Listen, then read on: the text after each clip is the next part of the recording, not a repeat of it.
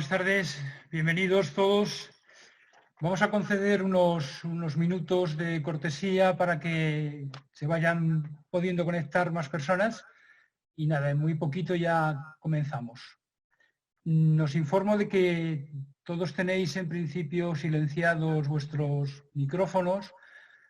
Os pido también, si sois tan amables, que desconectéis el vídeo para así solamente que nos podáis ver a las tres personas que vamos un poco a coordinar la reunión, al ponente y a mi compañera Carmen Perlasia y a mí, Guillermo Santos. Al final, también os comento que tenéis deshabilitado ahora mismo el chat. Al final de la reunión lo habilitaremos para que podáis dirigir preguntas a través del chat. Mientras dura la ponencia estará deshabilitado.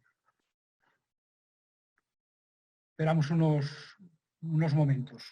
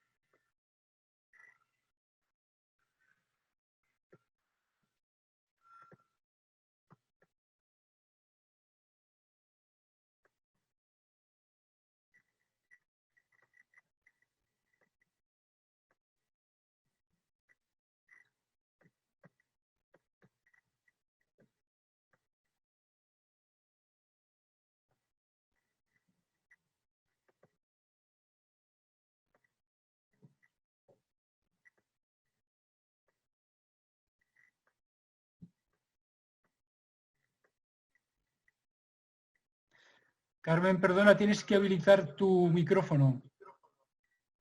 Y Enrique también. Perfecto. Buenas tardes. Buenas tardes. Por favor, si sois tan amables de cerrar el vídeo, abajo a la izquierda tenéis toda una serie de iconos y en la zona de la izquierda os aparece una especie de cámara y podéis poner allá, detener vídeo. Gracias. La razón por la cual os pedimos que tengáis la imagen cerrada es porque si no el sistema se sobresatura de información y no podemos dar la formación. Bienvenidos.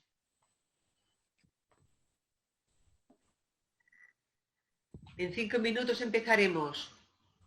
O menos. Sí. 2 o 3 minutos.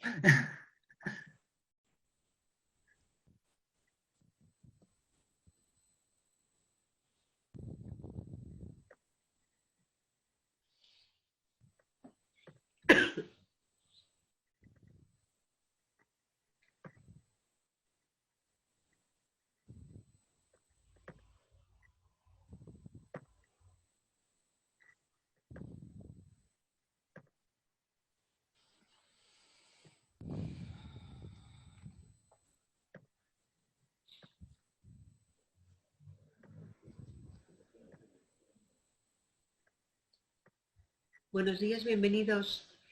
Por favor, si sois tan amables, vamos a empezar en 3 minutitos, pero os pedimos que por favor apaguéis la pantalla, porque si no se sobresatura el sistema. Somos muchos y entonces no podemos realizar la formación si mantenéis la pantalla abierta.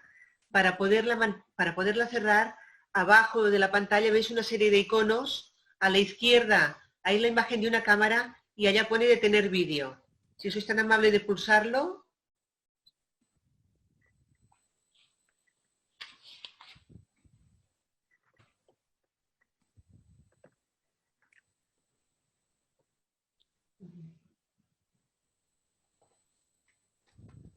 Bienvenidos.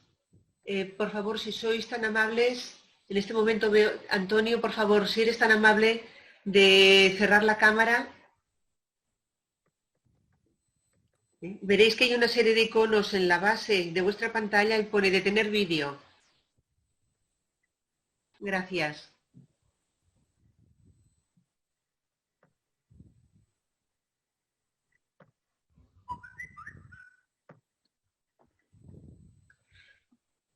Bienvenidos, empezaremos en 3 minutos. Por favor, si sois tan amables, manteneros con la pantalla cerrada, porque de esta forma no sobresaturamos el sistema. Si no, como somos muchos, realmente no podríamos hacer la formación. Gracias.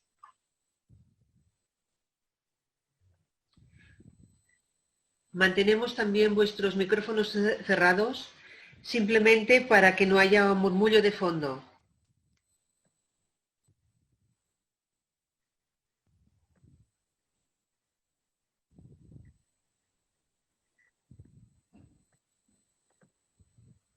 Buenos días, bienvenidos. Hola.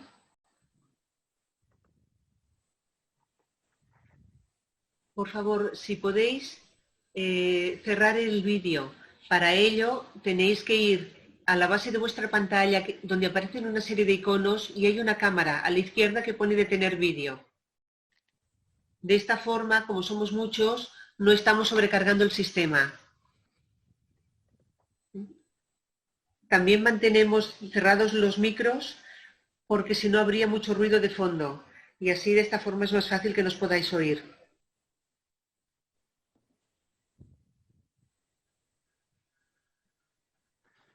Bueno, si os parece, son ya las 16:07. Vamos a comenzar. De nuevo, pues buenas tardes a todos y bienvenidos a este webinar de Santiberi. Muchas gracias por estar aquí con todos nosotros.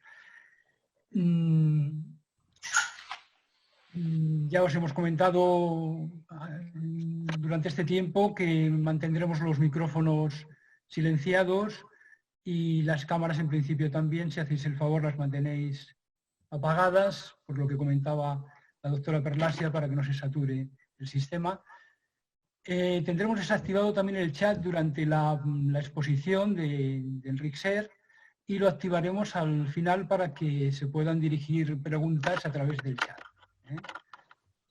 Bueno, pues anunciaros que hoy comenzamos un ciclo de citas que esperamos que sean semanales con diferentes expertos en salud y bienestar. Para iniciarlo hemos querido comenzar con un tema pues, muy de actualidad, ¿no? Lo hemos titulado El cuidado de la salud en tiempos del coronavirus y vamos a contar para ello con la presencia del profesor Enric Ser. Buenas tardes, Enric. Buenas tardes, Guillermo. Bienvenido. Bienvenidos a todos y todas. Antes de darle la palabra a Enric, también quiero presentar a mi compañera, la doctora Carmen Perlasia. Primero presentaré a Enric. Enric es un experto en todo lo que son terapias naturales. Él fue uno de los introductores de las corrientes higienistas en nuestro país hace ya muchos años y se ha formado en multitud de escuelas, tanto nacionales como internacionales. Ha ejercido desde hace mucho tiempo como profesor, sigue ejerciendo en diversos centros, universidades, ha dado muchos posgrados en escuelas de enfermería, etc. Actualmente se puede decir que su especialización sería la nutrición y la terapia fito-ortomolecular. Es también un colaborador habitual en medios de comunicación, es autor de numerosos libros, creo que son 8, sobre temas de salud, en fin. Es todo un lujo tenerte aquí, Enrique. Muchas gracias. En cuanto a la doctora Carmen Perlasia, que también nos acompaña, que es la artífice principal de estos eventos, de estas citas con los expertos en salud. Ella es, por una parte, la directora del Departamento de Formación de Santiberi y es médico nutricionista, cuenta también con una amplia experiencia en todo lo que sería el mundo de las terapias naturales, posee muchos títulos, ¿no? A nivel de máster, de posgrados en medicina tradicional china, en fitoterapia, en medicina naturista, etc. Y quiero también destacar en este caso que también posee un máster en medicina tropical y geografía médica. Por lo tanto, el mundo de las pandemias y el mundo de los virus y las bacterias y todo eso, para ella no es nada desconocido. Buenas tardes, Carmen. ¿Cómo estás? Bienvenido. Muy bien, buenas tardes, Guillermo. Permíteme recordar un momento que pedimos a todos los presentes, excepto nosotros tres, que mantengan su vídeo cerrado. Por favor, si sois tan amables de cerrar el vídeo, abajo en vuestra pantalla, a la izquierda, hay un icono con una cámara que pone detener vídeo, porque de esta forma somos muchos y si no se sobresatura la imagen y no podríamos dar la charla. Y como hay compañeros que van entrando, quizás no ha habido ocasión de que lo escuchen, por esto lo comento ahora. Por otro lado, la empresa y nosotros estamos muy contentos, muy ilusionados con este proyecto que por otro lado era ya largamente acariciado por nosotros. Hacía mucho tiempo que desde formación comentábamos que queríamos crear toda una serie de formaciones con grandes expertos dentro del sector y bueno, la situación del coronavirus ha propiciado que trabajáramos mucho más online de lo que ya estábamos trabajando y ha facilitado de alguna forma poder realizar este tipo de presentaciones. Tanto Guillermo como Enric, de hecho ha sido nuestro primer invitado, no sin razón, es decir, hay muchas razones por las cuales lo hemos invitado. Como habéis visto, él es un gran experto y conocedor de la materia, además es profesor de profesores, tiene una gran capacidad didáctica, está muy bregado a nivel de formación, son muchas las formaciones que ha realizado, pero sobre todo hemos querido que fuera nuestro primer ponente porque nos une con él una estrecha relación de amistad, de contacto, y nos pareció que además eso también era interesantísimo para el desarrollo del proyecto. Por lo tanto, tanto Guillermo como Enric han sido también parte viva en el desarrollo de este proyecto, ¿no? Con todo entusiasmo, con toda positividad, y tenemos ya al niño aquí recién nacido y estamos, pues como decimos, muy orgullosos de poder presentarlo.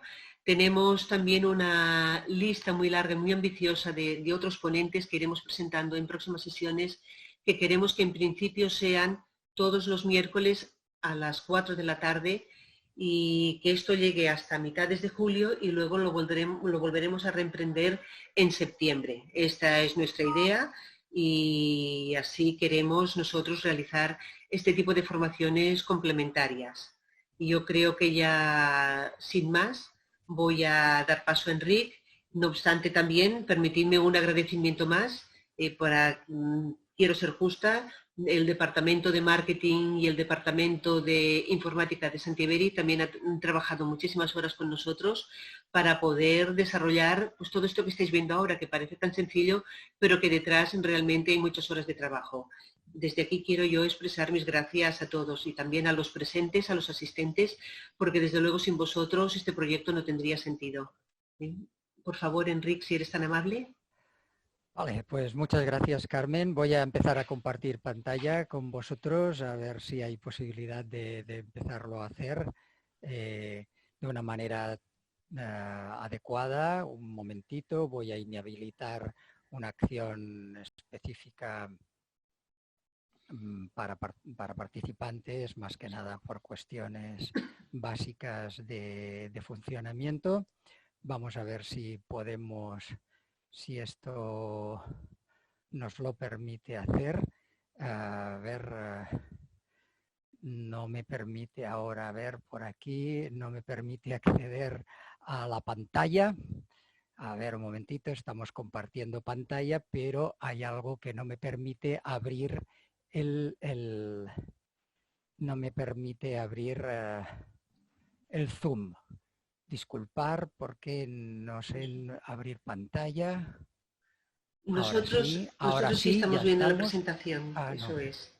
No, pero no me deja acceder a pantalla abierta. Entonces tengo que salir, un momentito salir brevemente. Ahora. Bueno, ¿se ve bien? ¿Se recibe bien? Buenas tardes a todos. Perfecto. Vale, pues... muy bienvenidos a todas y a todos. Gracias por estar ahí. En estos momentos somos casi 125 personas. Vamos a ir trabajando sobre este campo de la salud en los tiempos del coronavirus.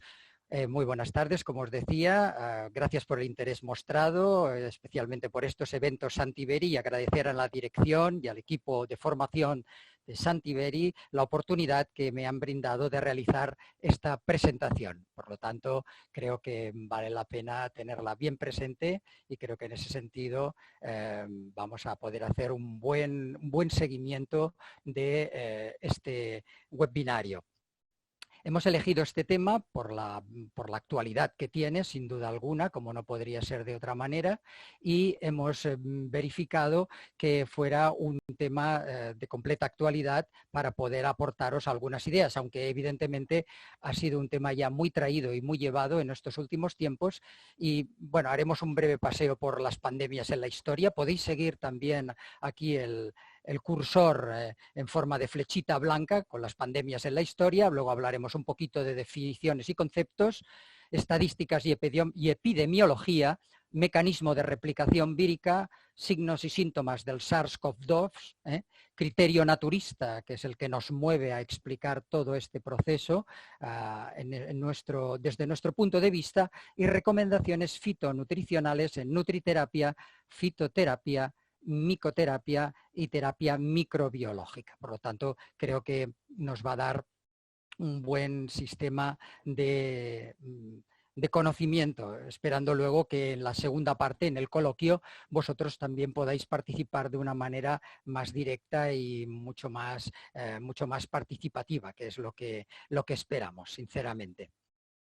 Así pues, en este sentido, vamos a intentar hablar un poquito de las pandemias en la historia. Tenéis ahí los factores más importantes de esas pandemias en la historia. Tenéis el tema de la peste negra. Podemos seguir el cursor en color blanco con esa flechita. La peste negra, que fue aportada por aquella famosa Yersinia pestis en el siglo XIV, en 1347, los europeos vieron como 1 de cada 3 europeos moría víctima de la peste negra. Realmente luego veremos que algunos puertos se intentaron defender con los famosos lacerati, como veremos luego el de Dubrovnik, es decir, lugares en los que se hacía que la gente que llegaba con barco tuviese una cuarentena antes de poder entrar en la ciudad. Luego tendríamos la gripe española de hace unos 20 años. Fijaros, murieron 50 millones en todo el mundo. En España, cerca de 300.000 personas. Alguno dirá, bueno, 50 millones no son muchos, pero hemos de tener presente que en esa época en el mundo entero habían 600 millones de personas. Por lo tanto, estaríamos hablando de aproximadamente casi un 10% de toda la población mundial falleció víctima de esta gripe española, que no tuvo que ver en realidad nada con España, ya que fue importada después de la Primera Guerra Mundial a través de los soldados norteamericanos, pero por un tema de, pues digamos, de funcionamiento de las noticias, primero apareció en la prensa española antes de que apareciese en la norteamericana, y por eso le empezaron a decir gripe española. La gripe asiática de 1957, ahí murieron 4 millones de personas en el continente asiático, muy dañina.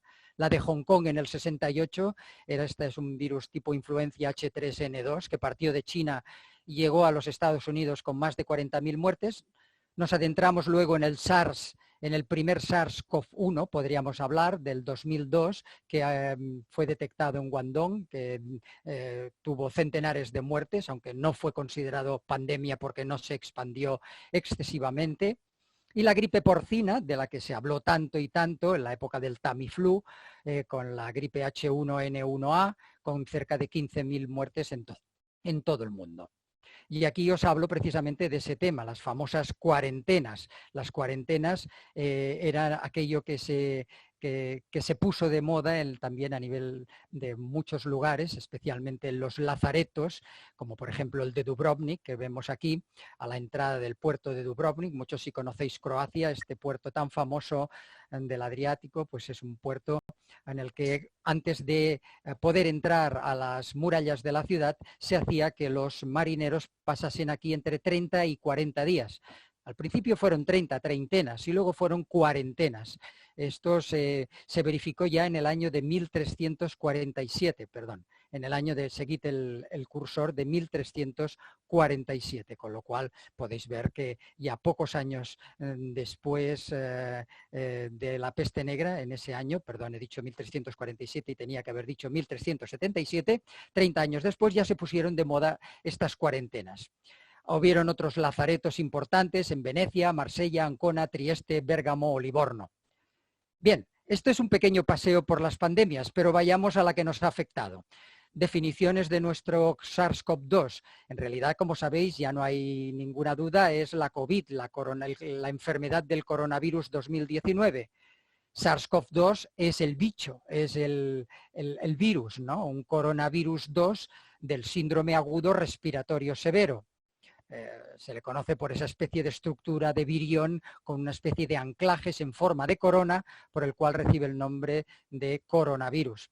Es un virus ARN que generará respuesta inmunológica capaz de eliminarlo, dejando entrenado al sistema inmune, pero no es un ADN virus. Es decir, el ARN virus son fracciones del sistema genético que se reproducirán en el ribosoma de las células y que se reproducirán a niveles exponenciales para salir de la célula en condiciones decuplicadas para ir a infectar a otras células. Mientras los ADN virus, como por ejemplo el de la influenza, el de la gripe o el del herpes, sabemos que tras infectar al huésped y ser neutralizado, en algunos casos queda residente con la posibilidad de reinfectar de nuevo a dicho huésped. Esto es lo que ocurre también con otros factores como el Epstein-Barr virus, ¿no? Que también puede continuar reinfectando. Entraríamos en un apartado de estadística y epidemiología, que creo que sería de bastante interés para vosotros, por cuanto nos ayudaría a comprender un poquito cuál es la idea básica de estas pandemias, ¿no?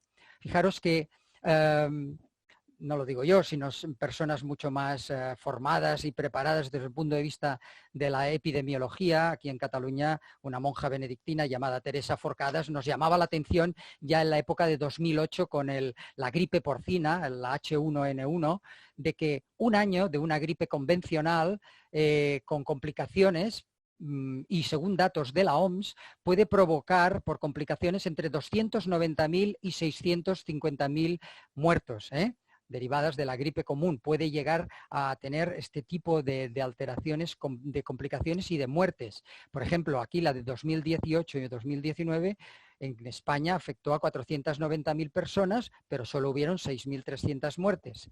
¿Dónde estuvo el problema del SARS-CoV-2, de este nuevo coronavirus? En la capacidad de transmisión, un factor R0 de transmisión de 3,2 frente a aproximadamente un factor 1 de una gripe convencional, y ese factor es el que puso en estado de alarma a las autoridades sanitarias porque, por ejemplo, aquí en Cataluña solo se disponían de 1.000 camas y al sistema sanitario, por ejemplo, aquí en Cataluña se fue alargando hasta 3.000 camas. ¿Cómo se consiguió eso? Pues un poco por nuestros sanitarios, que han hecho un trabajo y un esfuerzo impresionante, también de una valentía extraordinaria a los cuales les debemos muchísimo. Y luego ese factor, y el factor sobre todo de mortalidad. El factor de mortalidad está muy presente. Luego veremos otra parte de estadística. Fijaros aquí, por ejemplo, como a nivel mundial hoy, según la Universidad Johns Hopkins, a día de hoy, día de ayer, habían en todo el mundo 7.200.000 y pico contagiados, de los cuales han fallecido 411.000. Por lo tanto, fijaros que todavía estaríamos lejos de algunas gripes anteriores, pero teniendo presente que el factor de contagio ha sido muy elevado y el factor de peligrosidad es enorme. A nivel de España han sido 241.000 a día de ayer contagiados y un número brutal, que solo 27.136 personas fallecidas. Estamos por detrás en el ranking de los Estados Unidos, Brasil, Rusia y Reino Unido. Fijaros en este ejemplo de evolución de casos, como ya en mayo, hoy accedía también a las páginas de sanidad para tratar de aportar un poco de información. Ya el 25 de mayo se paró un poquito ya de poner los datos de casos y de muertes específicas, dándolos estos datos de otra manera. Fijaros entonces en la gripe común de 2018, esos datos que hemos visto, 490.000 casos leves, 35.000 hospitalizaciones, 2.500 admisiones, 6.300 defunciones. Y fijaros la diferencia entre el coronavirus COVID-19, aquí lo vemos el SARS-CoV-2, la COVID, cómo tiene este factor de impregnación, este factor de contagio de 2 a 3,1. Un sarampión sería mucho más contagioso, o el MERS, el síndrome respiratorio del Oriente Medio, que también afectó a unos centenares, no llegó a miles en el Oriente Medio, tendría un factor de 3 con respecto a la gripe estacional, fijaros, de 1,3, o la gripe porcina de 2008, 1,5.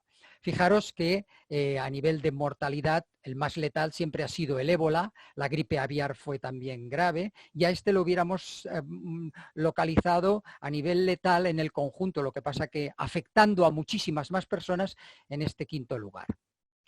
Bien, a nivel de tasas de mortalidad sabemos que afecta especialmente a las personas mayores, que los niños pequeños están menos afectados y los jóvenes, aunque hay algunos casos que por de alguna configuraciones y polimorfismos genéticos parece estar afectando también un poquito a las fases inferiores de edad, que sobre todo afecta más al género masculino que al femenino. Podéis seguir aquí el cursor, muy importante. Por otro lado, los receptores a través de los cuales la spike del coronavirus se adhiere, que son principalmente los AC2, los de el estímulo de conversión de angiotensina, los receptores de conversión de angiotensina 2, los que de alguna manera están más presentes en el género masculino, porque también tenemos una capacidad mayor de oxigenación. Esto también ha estado ligado a los fenómenos de incremento de la ferritina y de la liberación del hierro, que luego veremos que también juega un papel importante en la astenia y en la asfixia. Aquí lo importante, además de estas cifras, fijaros que sobre todo afecta a personas con patologías cardiovasculares, diabéticos. Junto con diabéticos tenemos que hablar también de obesidad, porque los receptores no solamente afecta a los receptores AC2, sino también a los receptores conocidos como GRP78, que son la proteína reguladora de la glucosa, por lo tanto también tendrían un nivel mayor de contagio las personas con obesidad y sobrepeso, sobre todo, enfermedades respiratorias, como podéis ver aquí, hipertensión, etcétera. Fijaros que las formas más frecuentes de esta COVID han afectado de forma leve a casi el 81%. Casi, si ha afectado, ha sido de apenas un 20, un 19%. Se sabe que el 13% ha experimentado síntomas leves y que de ellos un 4,7% ha podido entrar en un estado relativamente grave hasta llegar a la UCI. Y ahí está la parte más grave del SARS-CoV-2. Sabemos que de este 4,7% de pacientes que han ingresado en las UCIs, de cada 2 que entran en la UCI, 1 ya no sale, desgraciadamente, por complicaciones de agregación, de proinflamación, de complicación respiratoria profunda. ¿Cuál es ese mecanismo de replicación vírica? Vamos a preguntarnos un poquito por esta cuestión. Fijaros que el coronavirus es algo muy chiquitito, lo tenemos aquí en la izquierda, apenas de 0,1 micras, con respecto a células o, por ejemplo, a un eritrocito, realmente una cosa muy pequeñita, como en su estructura interna contiene también su ARN, el que se replicará, y como las proteínas de superficie, sobre todo las glicoproteínas, la hemaglutinina estearasa, que hará como una especie de preparación para la entrada del virus, y sobre todo esa spike de color rosado, esa spike ese medio de anclaje a la célula, es la que va a permitir esa proteína S junto con la proteína E. La primera usa el virus para entrar en las células, la segunda ayuda a infectar a otras células, como esas vamos a ver cómo proliferan en el interior, generan a veces hasta más de 100.000 copias de sí mismas en menos de 24 horas en el interior de las células, y la célula al final queda destruida. Uno de los primeros estudios se publica ya en 4 de marzo y se habla de los receptores precisamente que interfieren o que son los que van a permitir la entrada del virus dentro de la célula, del ARN virus, para su replicación. Y fijaros cómo esta enzima convertidora de la angiotensina 2 sería una de las más importantes, de las principales, sin duda alguna, ¿eh? En este sentido, vale la pena que la tengáis muy presente, muy presente. Entonces, junto con ella, encontraríamos otros elementos convertidores. Os las he puesto así, aquí también, la GRP78, que estaría ligada a la proteína reguladora de la glucosa y también está presente en aspectos de contagio del dengue o del virus Coxsackie, esta GRP78, o la CD147, que es la tercera, que estaría ligado al proceso de nidación del cigoto, o la CD26, que parece estar presente en factores que bloquean la utilización de la vitamina D en el medio como sistema de regulación y de protección inmunitaria. Fijaros que el proceso para el coronavirus es más sencillo que el de un ADN virus, que además tendrá que entrar dentro del núcleo de la célula. Se acerca, engaña la estructura de la célula a través de su spike, genera en el ribosoma, empieza su proceso de translación de proteína a polimerasa viral, multiplicándose por miles. En un cuarto paso replica su RNA. En este quinto paso que vemos aquí siguiendo el cursor hay una transcripción subgenómica anidada progresiva con traslación de proteínas número 6 que pasan a las estructuras virales de lo que va a ser el nuevo virusito, el nuevo virión. De aquí pasa a la generación de nuevas proteínas que se combinan con la nucleocápside, la formación de un virión maduro que se va a envolver de parte de la membrana de la propia célula para salir y ir a infectar a nuevas células. Es, por lo tanto, insistimos, un virus ARN, de replicación ARN. Esta sería una imagen real de un coronavirus. Veis la corona aquí alrededor, una imagen muy expresiva de lo que es un coronavirus. Aquí vemos cómo se acerca a una célula sana, cómo va a aplicar la Spike S para infectarla, y aquí vemos una imagen real también al microscopio de un coronavirus en fase de replicación tras haber infectado células y haber provocado todos esos fenómenos de proagregación con elevación del dímero D, las troponinas, la lactato deshidrogenasa, procesos de proagregación plaquetaria, etcétera, que es lo que vamos a ver aquí, en signos y síntomas del SARS-CoV-2, así como los procesos de estadios que prosiguen a ese SARS-CoV-2. Nuestros compañeros latinoamericanos nos hicieron llegar un esquema muy sencillo, pero muy claro, de los síntomas iniciales del coronavirus: fiebre, tos seca y enorme cansancio por esta depleción en la capacidad de gestionar el oxígeno. A veces, por supuesto, anosmia y ageusia, dificultad para oler, dificultad para saborizar los alimentos, anosmia, ageusia. Y luego posibles elementos, ya lo veis, secreción nasal, dolor de garganta, dificultad respiratoria y posible diarrea por interferencia con el microbioma, porque eso es siempre un factor que se altera en los procesos inmunitarios.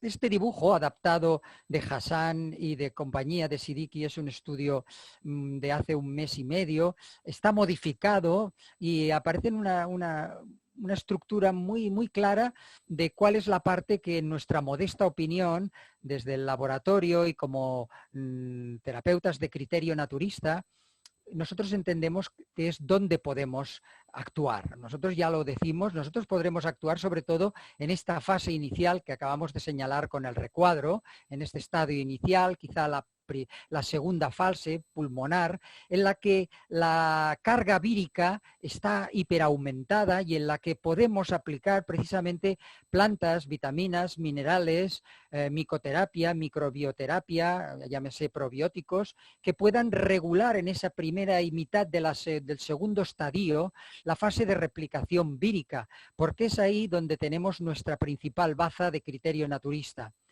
sobre todo en el estadio 3, cuando se debe proceder a la hospitalización del paciente, nuestro papel ya es más secundario. Han habido experiencias, por ejemplo, pues en Madrid tenemos experiencias con vitamina C en algún hospital, en Ibiza con ozono, terapia de ozono endovenosa, pero ya sería mucho más especializado y no estaría al alcance al menos de esta primera fase. Fijaros que en un primer momento hay un cuadro de fiebre con tos, diarrea, cefalea, aumentan la serie blanca, hay aumento del tiempo de protrombina, de agregación plaquetaria, aumento del dímero D, de coagulación intravascular diseminada. Sus valores siempre deben estar por debajo de 500 nanogramos por mililitro, o el dímero D, que como veis comienza ya también a aumentar, progresivamente ese dímero D, que es también muy peligroso. También la lactato deshidrogenasa, LDH, que es un factor que mide la peroxidación en tejidos y también a nivel hepático puede indicar un sobrecargo importantísimo, para pasar a una segunda fase con disnea, dificultad respiratoria, falta de oxigenación, con un PO2 muy bajo, cada vez peor, con anomalías radiológicas, con lo que en la tercera fase se llama radiografías de pulmones en vidrio esmerilado, por una alteración de los alvéolos pulmonares, una degradación importantísima, con anomalías radiológicas, con aumento de transaminasas hepáticas, con procalcitonina disminuida por alteraciones también del calcio, potasio, magnesio. Y en la fase tercera es cuando se intercambia esta fase de recarga viral por una fase que aún está poco comprendida. Algunos estudios dicen que de los 30.000 genes que tiene el SARS-CoV-2 hay 16 letras del código genético que son muy extrañas, que parecen como un sistema de manipulación. Algunos expertos virólogos han llegado a decir que eso es difícil que lo hubiera realizado el virus por sí mismo, esa mutación. Sin embargo, todo está por estudiar todavía, y que esas letras, que están muy en relación a la citosina de esos genes, esas 14 letras, serían las responsables de esta respuesta inflamatoria final, a la que también se denomina linfohistiocitosis hemafagocítica secundaria. Repito, linfohistiocitosis hemofagocítica secundaria. Linfo, porque son los glóbulos blancos que se alteran y que se vuelven cada vez más duros y alterados. Hemofagocítica, porque hay un proceso también de macrofagia en la que predominan los macrófagos tipo 1, proagregantes y proinflamatorios, sobre los MC2, los macrófagos antiinflamatorios. Esta profusión, que curiosamente también suele ocurrir en los obesos en fases ya muy avanzadas, a medida que la obesidad y la grasa acumula toxicidad. De ahí que también aquellos que tenían hipertensión, obesidad, diabetes o enfermedades que van junto con ellos, como las pulmonares o el asma o las bronquitis, eran las personas más proclives a poder contraer la COVID-19. Y fijaros que en esta fase también con el cursor hay distrés respiratorio, choque, fallo cardíaco, y a nivel de signos, elevación de marcadores como la lactato deshidrogenasa, la interleuquina 6, el dímero D, la ferritina por estos acúmulos de hierro. Parece ser que la spike del coronavirus también se acoplaría a los grupos hemo de la hemoglobina y los 4 hierros que mantiene unidas a las porfirinas. El virus rompería entonces estas uniones, que por reacciones de Fenton-Haber-Weiss producirían reacciones hidroxilo, radicales destructivos, que provocarían que la hemoglobina perdería su oxígeno, provocando el paso de un metabolismo aeróbico, aquel de que por cada molécula de glucosa se nos producen 36 de ATP, a una fase anaeróbica en la que solo se producen 2, con esa energía que hay: depleción, astenia, hipoxia, ahogamiento. Y esto es lo que incrementaría de una forma brutal la ferritina en sangre y las troponinas, que son marcadores de isquemia. Por lo tanto, tenemos un tema que luego se ha adoptado desde otras terapéuticas con el remdesivir, la cloroquina o la hidroxicloroquina, que ahora está también en el campo de juego, transfusiones plasmáticas, algunas que parecen también, nos han dado algunas alegrías, al menos parece ser que están en un campo de experimentación. Y si bien en la primera parte, como veis, lo que hay que reducir es la inmunosupresión, en la segunda parte se fue optando en los centros, en lo que serían las UCIs, por pulsos de corticoides, por inmunoglobulinas, por inhibidores de la IL-6, etcétera, etcétera. Esta es la estadificación. Nosotros volvemos a insistir que nuestro campo de trabajo es el estadio 1 y mitad, podríamos decir, del estadio 2. Y de ahí a nuestro criterio naturista, que es el que rige un poquito todos nuestros deseos de concepto respecto a estos nuevos tiempos, cómo visualizamos nosotros los tiempos del coronavirus. Obviamente, desde el criterio naturista tenemos que hablar de Alexis Carrel. Alexis Carrel fue biólogo y médico y recibió el Nobel de Fisiología en 1912, autor de la obra La incógnita del hombre.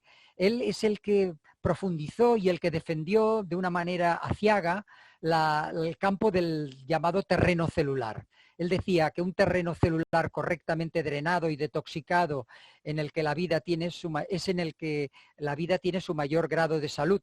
Luego este concepto fue adoptado por don Manuel Lezaeta y Acharán, muy conocido por los terapeutas de terapia natural, que sería el famoso creador de las técnicas de afiebrar la piel para descongestionar las entrañas, como decía él, ¿no? La limpieza de la sangre. Él decía siempre el cuerpo es un solo órgano y tiene una única función, que es la vida. Y de él, por épocas parecidas, encontramos la famosa polémica entre Louis Pasteur y Antoine Béchamp. Uno era el teórico de los microbios, encuentra a través del microscopio una serie de microorganismos y dice estos son los culpables de las infecciones. Antoine Béchamp, inspirado casi siempre más en la teoría del terreno de Carrel, decía el microbio no es nada, el terreno lo es todo. Un terreno drenado, un terreno limpio, un terreno alimentado, un terreno nutrido, un terreno en el que el sistema inmune es competente, realmente nos defiende de todo tipo de infecciones.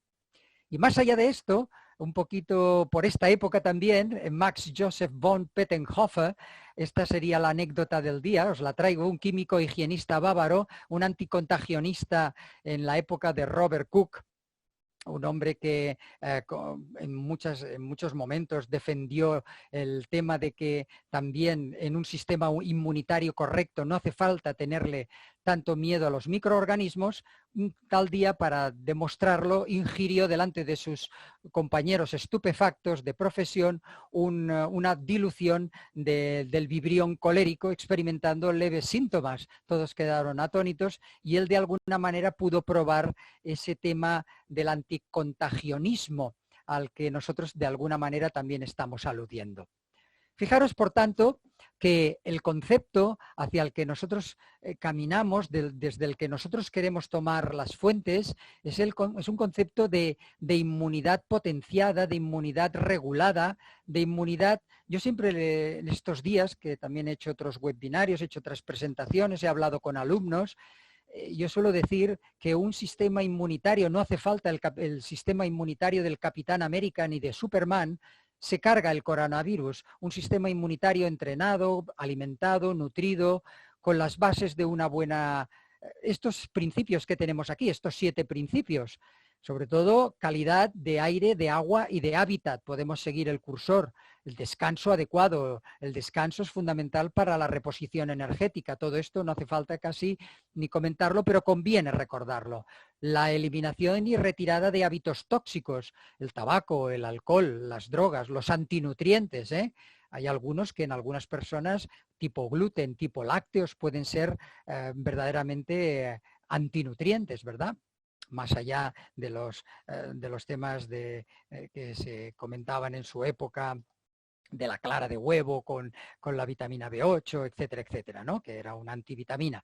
Luego la dieta óptima y la suplementación individualizada, que también son recursos, especialmente en los medios urbanos en los que vivimos en medio de contaminación, de estrés, de mala gestión de nuestro sistema emocional, de una lucha permanente por tirar adelante las familias y el medio económico. Y ahora con la que se nos viene encima también tendremos que fortalecernos, tendremos que trabajar todos estos aspectos. El ejercicio adaptado a cada persona, no hace falta hacer la maratón de Boston, simplemente caminar cada día, cada uno a su ritmo, o hacer algún tipo de ejercicio que le sea agradable a cada persona. Cuando llega el verano tenemos más opción para nadar y hacer actividades más al aire libre. Cuando llega quizá el invierno podemos tirar más de gimnasio, de actividades indoor, ¿no? Como se suele decir, dentro de las salas. La gestión del estrés y las emociones, los miedos, las prisas, la indecisión, son factores que nos van medrando, nos van quitando la capacidad de mejorar nuestro sistema de salud. Y por lo tanto, importante para nosotros. El ikigai, el sentido de la vida, este término que los japoneses labraron, ¿no? El levantarse con un sentido de la vida o intentar trabajarlo. Este es un tema que las religiones, los principios espirituales siempre nos han invitado a ello. Si más no, cada uno debe construirse ese ikigai. Y ese sentido de la creatividad, estos días de confinamiento, hacer cosas en las que nos sintiéramos verdaderamente hábiles, la música, la danza, el dibujo, las manualidades, toda una serie de factores en las que nos sintiésemos virtuosos, era algo que también nos ayudaba a vivir, y la creatividad debe persistir y debe continuar también estos próximos tiempos. Hemos hecho aquí una broma, esto me lo aportó Guillermo, yo lo cambié un poquito, con un poquito el dibujo. Claro, hace ver un poquito la historia de las mascarillas, los guantes. No tenemos nada en contra, al contrario, esto hay que tenerlo presente sin duda alguna. Nosotros lo que proponemos es que una vez hayamos pasado por esta ventanilla, pasemos a la otra también. Fortalecer el sistema inmune, tomar una dieta más natural y más sana, complementos de herbolario, luz solar, aire puro, ejercicio, descanso. Yo no sé si nuestros compañeros también, porque hoy tanto terapeutas como personas que trabajan en centros comerciales o ámbitos de tiendas Santiberi, pues nos acompañan, han visto un incremento, aunque sea de una manera u otra, de petición. Yo creo, he recibido unos inputs de que las personas han empezado a preocuparse de una manera más directa, más activa por su salud. Hoy he visto en el inicio, me he permitido ver que tengo compañeros y naturópatas, algunos incluso he conocido porque yo he viajado por toda España, pues vemos en personas del País Vasco, de Valencia, de Madrid, también del norte, también de Aragón.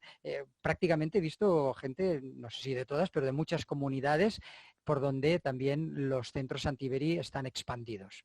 Pues eso, ir a las dos ventanillas. Recomendaciones. Aquí vendría un poco la parte, digamos, fuerte de nuestro webinario. Sería aquella parte que nos conduciría a comprender cuáles serían los principales complementos junto a todos estos elementos que acabamos de comentar, de calidad de aire, descanso, gestión del estrés, retirada de hábitos tóxicos, ejercicio físico, etcétera.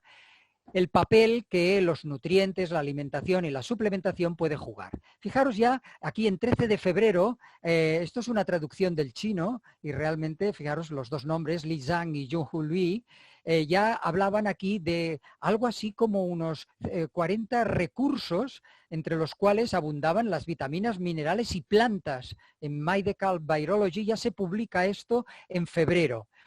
Un poquito más, fijaros que también en enero ya se venían hablando de los micronutrientes y el sistema inmune, y ya se hacía una referencia, en este caso más del ámbito de la terapia fitoortomolecular, de las vitaminas A, D, C, E, B6, B12, fólico, zinc, hierro, cobre, selenio, resaltando entre ellas, según el estudio de Gombard, Pierre y Magini, la fuerte especificidad por C, D y zinc, vitamina C, vitamina D y zinc.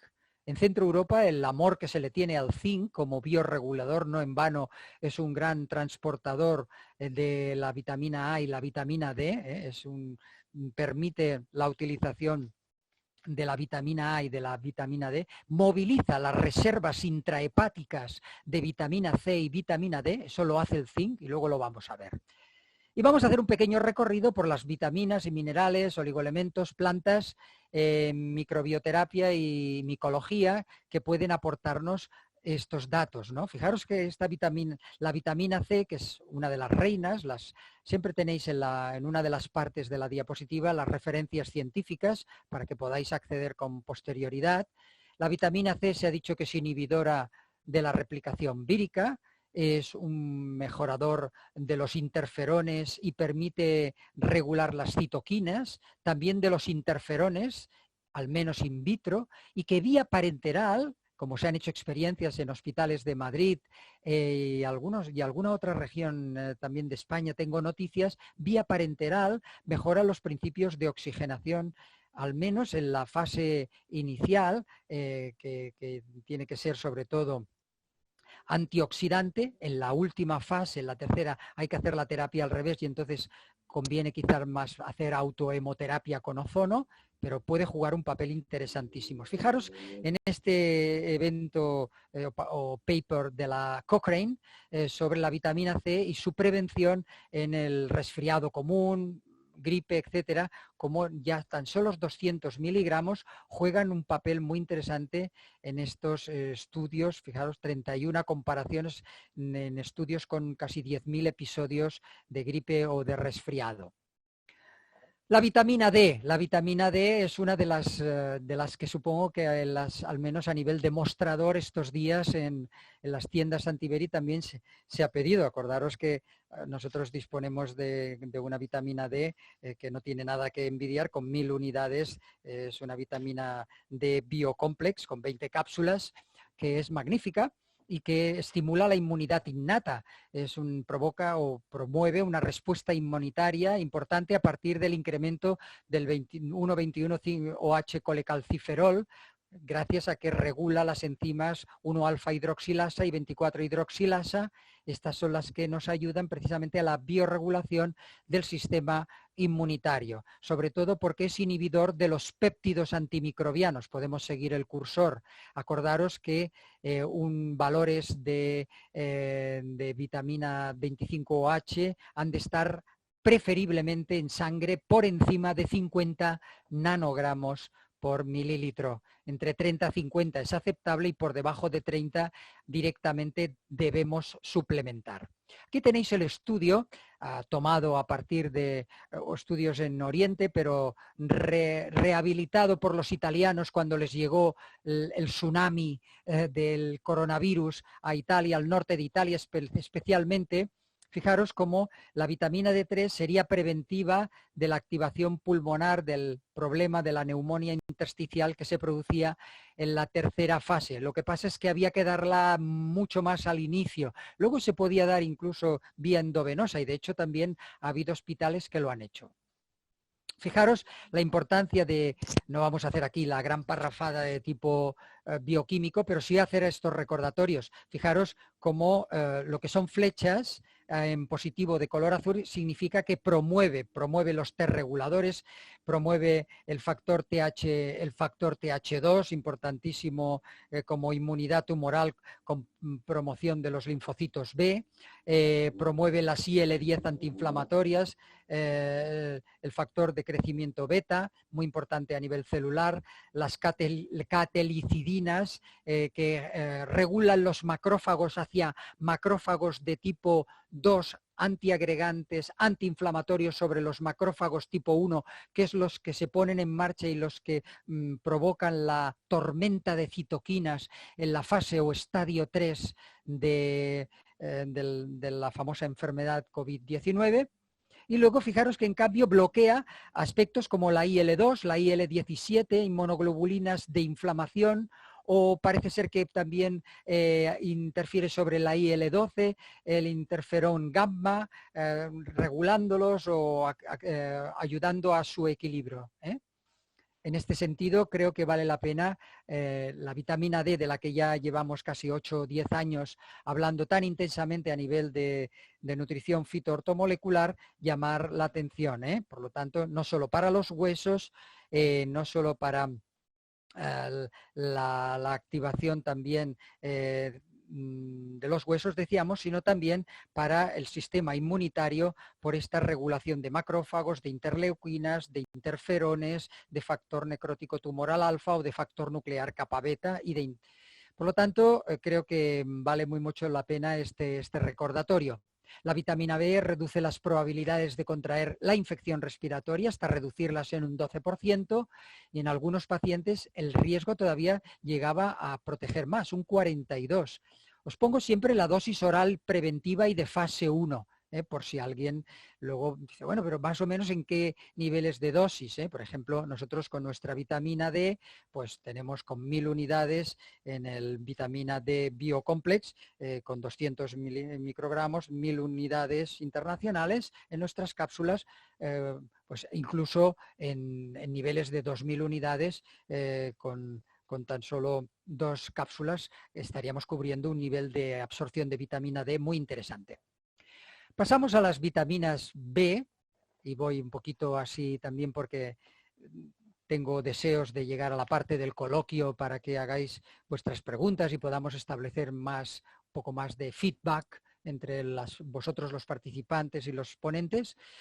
Del complejo B se ha hablado de la B2, aquí tenéis los estudios como mejorador del metabolismo energético, estudios en el MERS, en el síndrome respiratorio del Medio Oriente, al menos en plasma humano, sería importante esta riboflavina, la B3, la niacina o niacinamida, que estaría implicada en la no replicación del Staphylococcus aureus y de otros microorganismos, o la B6, piridoxina, en los procesos de respuesta inmune, muy implicado, porque además es cofactor del zinc y del cobre, que juega un papel siempre en los niveles antiinflamatorios, siempre.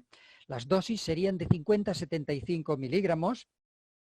Fijaros que nosotros no tenemos un preparado específico con vitaminas B, tenemos un preparado que es vitaminas Biocomplex B+, que tiene condiciones de vitaminas B fisiológicas. Recordad siempre a vuestros pacientes que al tomar vitamina B la orina se les teñirá de flavonas. Flavus quiere decir amarillo en latín, ¿verdad? Las flavinas darán ese tono, al menos en la primera o segunda orina tras tomarlo. Fijaros el zinc. El zinc es uno de los grandes adorados en Centro Europa. ¿Qué tendrá el zinc que en los estudios en IDE de alimentación a nivel español o en el estudio en CAT, en la nutrición, por ejemplo, aquí en Cataluña se hizo un estudio en 2003 y luego en 2013, viendo que casi el 21% de la población era deficitaria en zinc. El zinc es al hombre lo que el hierro a la mujer.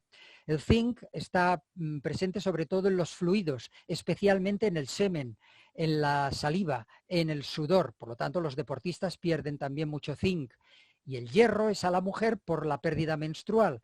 Por lo tanto, es ese tema tan importante también para la mujer, pero sobre todo para el hombre, el zinc. Y acordémonos de que sobre todo el SARS-CoV-2 ha afectado sobre todo a género masculino por esos receptores del hierro, pero también probablemente por esos problemas de depleción de zinc.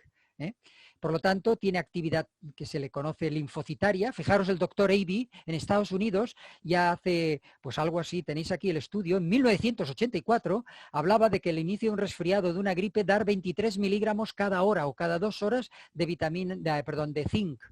Algunos han dicho, pero es que es tóxico, no a estos niveles, no como picolinato, no como bisglicinato, no como moléculas que sean reconocibles por nuestros sistemas celulares. Tiene actividad directamente linfocitaria. Son ionóforos del zinc, la piritiona, que es la que se coloca en los geles para el cabello. Ya sabéis que el zinc piritione, aquel famoso gel que tuvo publicidad hace muchos años, llevaba la piritiona porque es un vehiculador del zinc. A nivel oral es la quercetina. ¿Y quién nos vehicula el zinc? Hombre, qué sorpresa, la cebolla, la manzana, las grandes de los transportadores del zinc, junto con la epigalocatequina galato del té verde, magnífico mejorador también del transporte de zinc. Lo que pasa es que como es diurético, pues a veces lo comido por lo servido, también eliminamos mucho. Linus Pauling, el creador del término ortomolecular, ya comentaba en su momento de que el zinc disminuía el riesgo de mortalidad relacionada por neumonía. Tenéis aquí el estudio que luego fue aprovechado y fijaros, son dos orientales quienes lo publicaron en 2018. Los niveles de zinc son entre 15 y 50 miligramos día, a no ser que queráis hacer ese flash del doctor Avey. Él lo defendió mucho y de hecho en algunos estudios, si lo tenéis aquí, lo podéis consultar, el de 1984 con los 23 miligramos. Aquí tenéis el factor de acceso del SARS a través del sistema celular y cómo el zinc sería un bloqueador del acceso al ribosoma para su replicación celular. Queda clarísimo en esta imagen, donde muchas veces una imagen vale más que 1000 palabras. Y luego el selenio, otro fantástico e importantísimo mejorador de nuestros sistemas. Cuidado, es el que permite, evita que se altere el genoma natural y altera el genoma viral para que no se reproduzca. Las personas bajas en selenio tienen un bajo rango del sistema inmunitario, y sin duda alguna son personas que deberán reponerlo. Junto con la vitamina E tiene un factor de acción sinérgico magnífico, muy importante. El orden es de 200 microgramos al día o más. El selenio nosotros lo podemos ofrecer en las vitaminas Biocomplex Multivitamin. Repito, vitaminas Biocomplex Multivitamin, 40 cápsulas, donde hay también un complejo sinérgico de vitaminas minerales con niveles más fisiológicos, pero de gran interés para la protección del sistema inmune.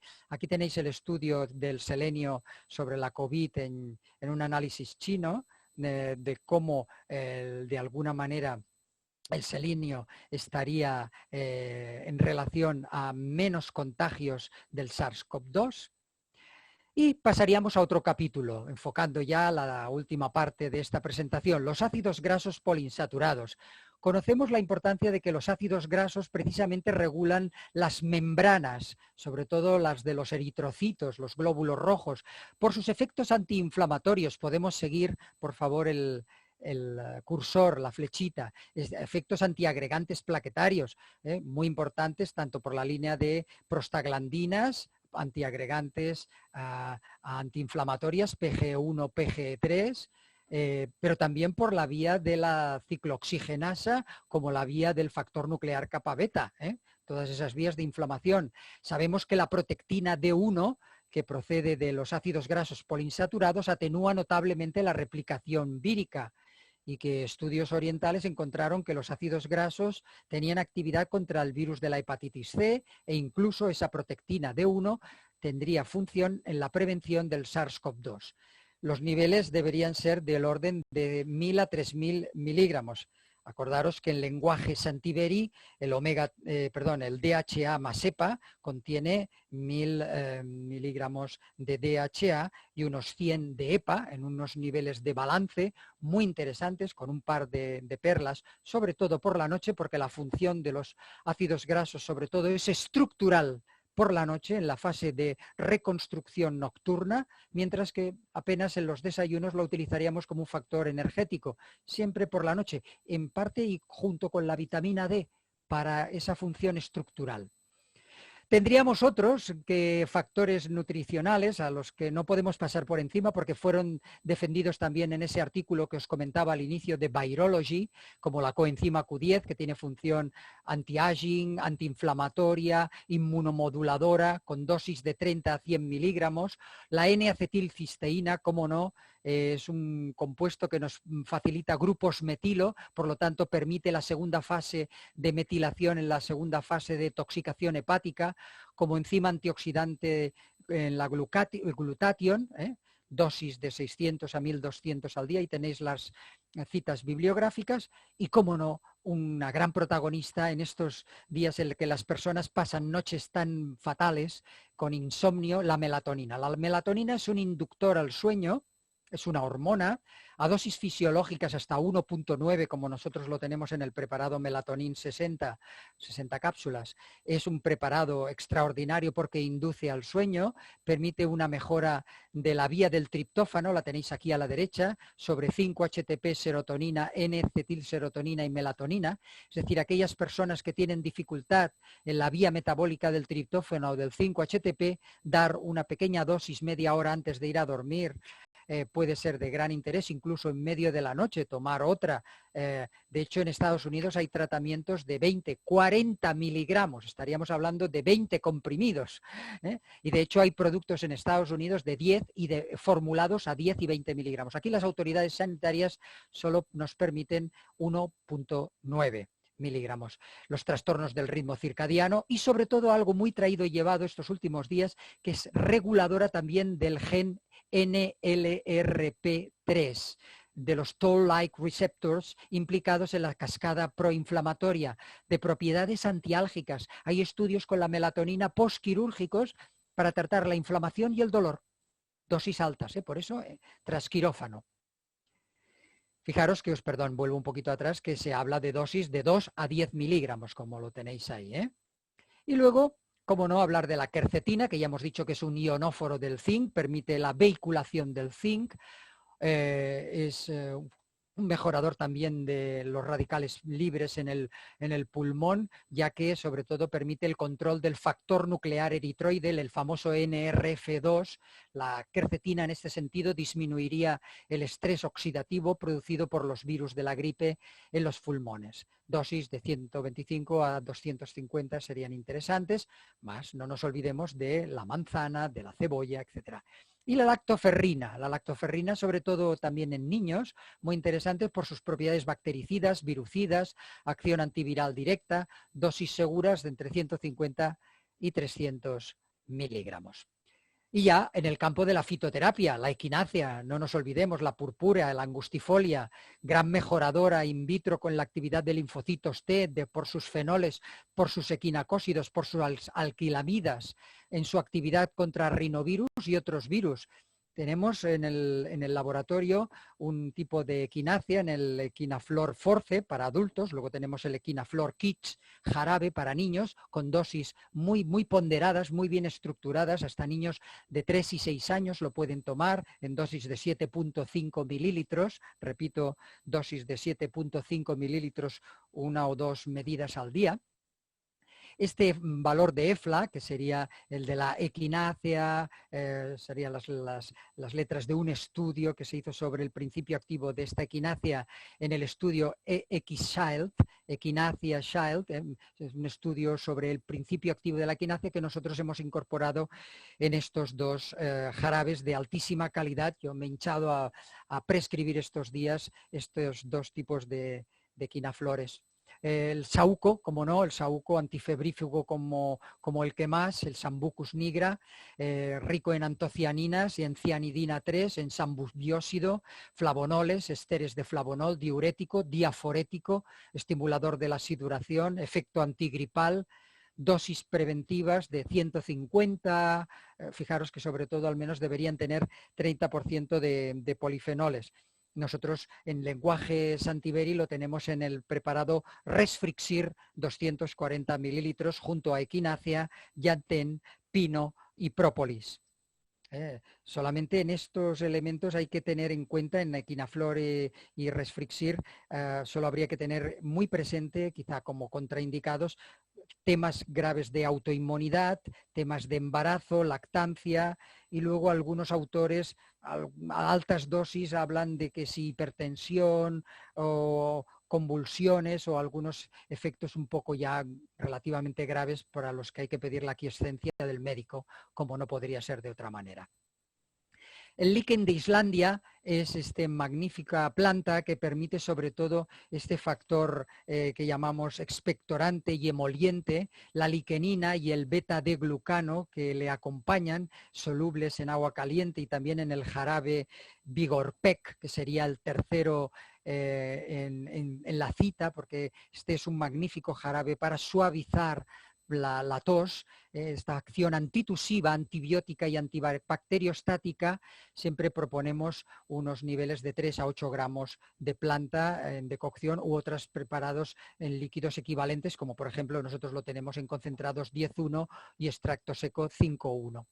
El jengibre, la famosa jengibrina, que la tenemos en el laboratorio, magnífico para quitar los mareos, pero también como activador del medio picante en medicina energética oriental, el picante y el pulmón. El jengibre, magnífico, aporta calor, rico en gingerol, en shagaol, magnífico colaborador en los factores de transcripción nuclear kappa beta y en las MAP quinasas, que son vías moleculares que deben estar reguladas para que el organismo y los pulmones no se inflamen. Dosis, fijaros, de 150 miligramos de polvo con extracto seco de jengibre, gingeroles o shagaoles. Fijaros el estudio de la gingebrina, en este caso del jengibre, hablando de sus propiedades magníficas también frente a C2, lo tenéis aquí abajo, fijaros, jugaría un papel en este sentido de regulación de los factores de adhesión del coronavirus. La glicirriza glabra, otra planta magnífica, tallos leñosos, acción antiinflamatoria, actúa frente a especies reactivas de oxígeno, magnífico en el metabolismo del cortisol, actividad antioxidante, antiviral, inmunoestimuladora, extractos de 600 miligramos, magnífico. La glicirricina estaría ahí entre los primeros que podrían jugar y que también nosotros lo tenemos en el VigorPEC. Y finalmente, y acabando, los adaptógenos, puestos de moda desde 1947 por los rusos, Nikolai Lazarev, para los astronautas soviéticos, en lugar de dar ginseng coreano, empezaron a dar ginseng siberiano y rodiola, flor del Ártico. Tiene una acción que aumenta el tono córtico suprarrenal y en esa fase de bajada y de cansancio inicial podría jugar un papel muy importante. Nosotros lo tenemos en el Energy Adapt, 24 comprimidos. También la esquizandra, la valla de los 5 sabores, cansancio, tonificante físico, antiinflamatorio, antioxidante. Y finalmente el própolis por su factor de galangina y pinocembrina, protector de vías respiratorias de mucosas. Ya nos quedan 2 cositas y acabamos. Micoterapia, como no, los hongos medicinales harían una acción parecida incluso al tocilizumab o al Actemra con la reducción de niveles IL-6, pero sobre todo en la primera parte, ya no en la segunda parte o tercera parte de la infección por COVID-19, y ahí tenéis todas las acciones pues, de Lentinula edodes, que sería shiitake, Grifola frondosa, maitake, Pleurotus, el pleoroto, Agaricus subrufensis, es el blacei, el famoso champiñón del sol, aunque el subrufensis es otra variedad. El Ganoderma lúcido, el reishi, jugarían un papel interesantísimo. Sobre todo, perdón, vuelvo un momentito atrás, en ese factor de regulación de los interferones en la capacidad de acción inmunitaria. Y este sí, ya es el último, la microbioterapia, la modulación de la microbiota. En los últimos estudios en China se habló ya y se defendió, tenéis el estudio aquí abajo, por Bradley, de la microbiota y la importancia que tendría, nosotros más allá de los florase, ¿verdad? Por cierto, que en la micoterapia me he olvidado de citar el Mycosan Immuflu, y en microbioterapia los florases, aunque de una manera más lejana o indirecta, ya que aquí se ha encontrado sobre todo que son activos los Paracasei, los Casei, los Plantarum. Hay que dar dosis elevaditas. Ahí tenéis siempre la cita bibliográfica. Me he alargado un poco, os pido disculpas. Me gustaría que entraseis ya vosotros a las preguntas. Hemos estado un poquito antes de entrar y os pido disculpas porque al principio un menú no me dejaba entrar en la pantalla. Con la frase del doctor Fry, decano del American College of Health Science, solo una manera sana de vivir proporciona salud. Creo que queda todo dicho. El que vive para la salud también se encuentra mayor posibilidad de disponer de ella. Muchas gracias. Ahí tenéis los datos un poquito, por si luego también el laboratorio en su caso también nos lo puede participar. Y tenéis también, si queréis contactar conmigo, con mucho gusto para cualquier pregunta o cuestión personal o científica que queráis abordar. Será un gran placer, también el laboratorio.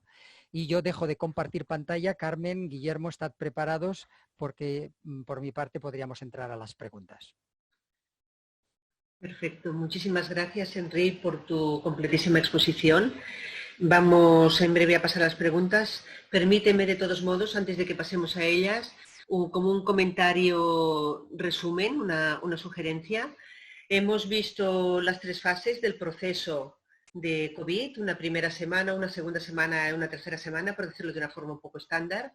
Una primera fase donde hay una viremia muy alta, una segunda fase donde empieza a haber ya un proceso de inflamación exacerbado que daña al pulmón, que daña también los vasos sanguíneos y posteriormente a todo el cuerpo, y eso se ve reflejado mucho más en una tercera fase. Es allá cuando te has dicho que en esta segunda fase es cuando empiezan a aparecer las complicaciones que hacen que muchas personas que a lo mejor estaban en su casa llevando la primera fase de una forma discreta o incluso sintomática, al sufrir algunos de ellos, ese 20% que comentábamos, ese tipo de complicación inflamatoria, por un desbalance del sistema defensivo, en ese caso es cuando tienen que acabar ingresados al hospital y allá acaba nuestra labor, ¿vale?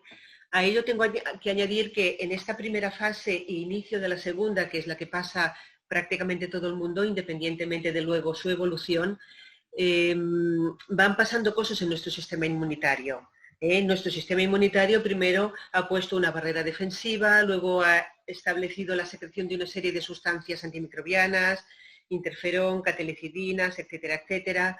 Luego ha puesto en marcha el sistema inmune innato, macrófagos, monocitos, neutrófilos, acción fagocitaria, y por último es la famosa serología. Aparece lo que es la inmunidad adaptativa con toda la respuesta serológica de inmunoglobulinas M y G que aparecen más a posteriori pasada justamente esa primera semana. Entonces, si nos fijamos un poco en los ingredientes que te has comentado, vitamina C, vitamina D, zinc, selenio, etcétera, todos estos tienen capacidad de actuar sobre todo primero de una forma preventiva, pero es que además en el curso de esta primera semana es donde lo que hacen sobre todo es estimular esta inmunidad más general, más de barrera, más de secreción de sustancias antimicrobianas, de frenar la multiplicación del virus, ¿vale? De la inmunidad innata. Por lo tanto, realmente estos remedios son útiles como preventivos, pero también en estas primeras fases que pasa todo el mundo en su casa, excepto que haya una complicación posterior, que eso ya lo dejamos en manos del hospital. No solo eso, sino que además algunos específicamente, como la equinacia, como los hongos medicinales, tienen una acción además antiinflamatoria, los omega 3 también, que pueden tener, por lo tanto, también una acción preventiva en parte de esta segunda fase a la que nadie quiere llegar porque es realmente ya una complicación que nos lleva a la hospitalización. Entonces, quería hacer un poco esta visión sintética, ¿no? Y también ubicarlo un poco dentro de en qué campo y cuándo lo podemos aplicar. Lo podemos aplicar todo ello dentro de el campo preventivo, previo, y dentro de este espacio de primera semana o primeros 10 días. Y si una persona tiene una situación leve, en estos días tiene que estar curado. En caso de que se agrave, acabará en el hospital, pese a todo lo que nosotros hemos ofrecido. ¿Vale? A partir de ahí, Guillermo va a abrir el chat y vamos a dar 1 o 2 minutos para establecer turno de preguntas. Por favor, si sois tan amables, os pedimos que pongáis vuestras preguntas, vuestras cuestiones. Por favor, si las podéis poner de forma muy escueta, porque si no, Guillermo se va a dejar los ojos intentando leer párrafos y párrafos, y queremos ser ágiles. Poned vuestras preguntas, Guillermo irá discriminando, eligiendo entre ellas. Obviamente los primeros que lleguen serán las primeras que haremos, y vamos a queremos acabar puntualmente, son las 5:20, tendremos 10 minutos más o menos para dar respuesta a estas preguntas. Por lo tanto, adelante, tenéis 1 o 2 minutos para escribirlas. En función de su contenido, Guillermo las dirigirá a Enric o me las dirigirá a mí. Si son específicas de Casa Santiverio de productos, me las pasa a mí. Si son genéricas, se las pasa a Enric. Ánimo, sed valientes. Callamos para que podáis poner las preguntas y os podáis concentrar en ello. Tenemos ya una primera pregunta, entiendo que para Enric, en relación a la Artemisia, espera, que es que está mal escrito. Artemisia nua. Nua, sí. Esta es portadora esta es muy utilizada en Francia, es casi una precursora de hidroxicloroquina, pero curiosamente en el sistema francés se prohibió en cierta manera su venta. Ahora volvió a aparecer por internet, tanto en polvo, y hay una casa italiana que la ofrece por internet. Si la buscáis en internet aparece como Artemisia annua, con 2 Ns. Sí, sí, y haría una acción parecida a la hidroxicloroquina, que no olvidemos que es un antimalárico que Carmen conoce mucho mejor que yo. Cuando se hacían las expediciones a África o cuando tenías un negocio en África, te hinchabas a hidroxicloroquina antes de visitarla por la malaria y las fiebres, prevención, ¿no? Y entonces la hidroxicloroquina está ahí en el campo. Más preguntas, o al menos, o si La Carmen quiere añadir. pregunta es respecto a la melatonina, si solo tiene una función para dormir frente al tema este del virus. Bueno, la hidroxicloroquina, la melatonina, que se me iba a mí la pinza. La melatonina es sobre todo un factor inductor del sueño. De esto estábamos hablando con la doctora Perlasia este mediodía, y es verdad que también mejora también la calidad del sueño, incluso los despertajes. Lo que pasa que en ocasiones plantas como la Escolcia californica o la valeriana o la pasiflora mejoran los receptores del GABA, y por eso algunos que otros laboratorios las juntan o las ayudan. Sin duda alguna, lo que se ha conocido también de la melatonina es en relación a su factor antiinflamatorio con el NLRP3, con esos toll-like receptors que jugarían una acción en la regulación del gen del inflasoma.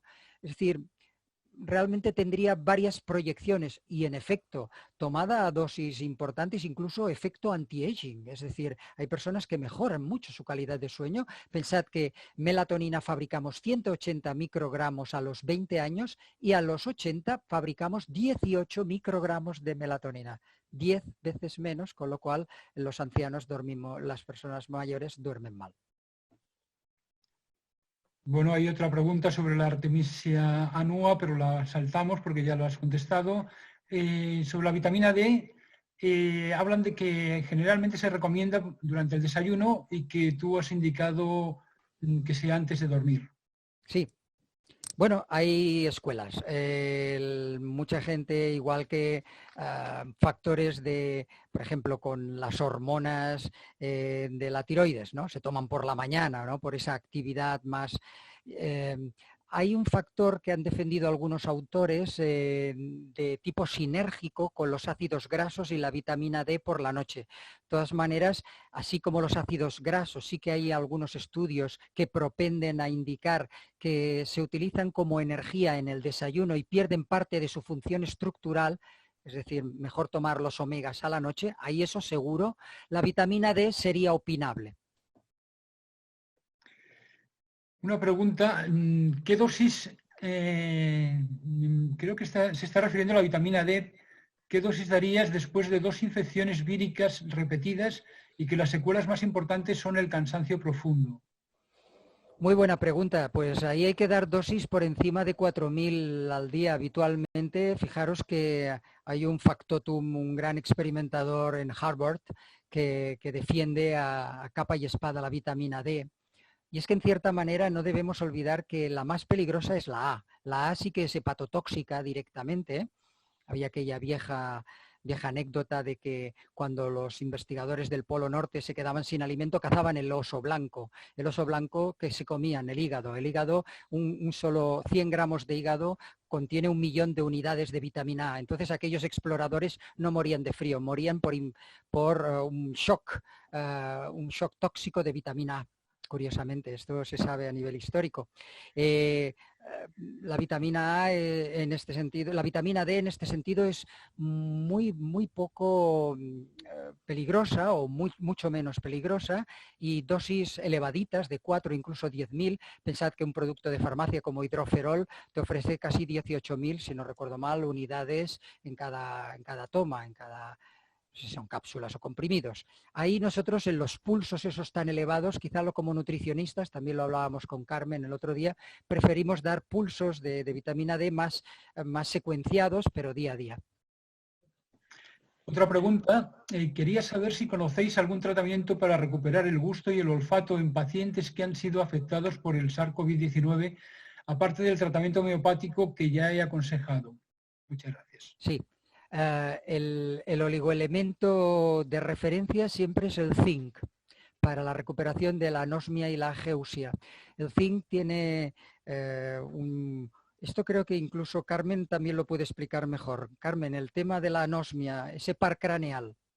Sí, el tema de la anosmia viene derivado de que en las fosas nasales, en la parte alta de las fosas, está el segundo par craneal, que es el nervio olfatorio, que penetra, es decir, el techo de las fosas nasales es una lámina perforada, por ahí penetran los filetes nerviosos de este segundo par craneal y van a dar directamente a una parte muy antigua de nuestro cerebro, que es el rinencéfalo. De hecho, el olfato es una de nuestras funciones más antiguas. ¿Qué es lo que pasa? Que fijaros que rápidamente lo que hace el virus SARS es penetrar en las fosas nasales y por lo tanto el acceso al par craneal es muy inmediato. Además hay mucho tropismo, hay mucha filia por penetrar dentro de lo que son las neuronas y por esta vía también llega fácilmente al cerebro y muchas de las complicaciones que se han visto a nivel de encefalitis, a nivel de cefaleas, a nivel de convulsiones, han venido derivadas justamente por esta vía de entrada. Y comentábamos justamente con Enrique hace un rato, con el cual tenemos largas conversaciones, que en algunas series de pacientes se ha llegado a observar como un 40% de anosmia. Estamos hablando de un tanto por cien muy alto, mientras que cuando empezó en China los niveles que ellos describían no llegaban a un 5%. Por eso pues no llamaba la atención, pero conforme ha ido creciendo la casuística se ha visto que esta es mucho más alta y es obvia porque es que están directamente dentro de las fosas nasales.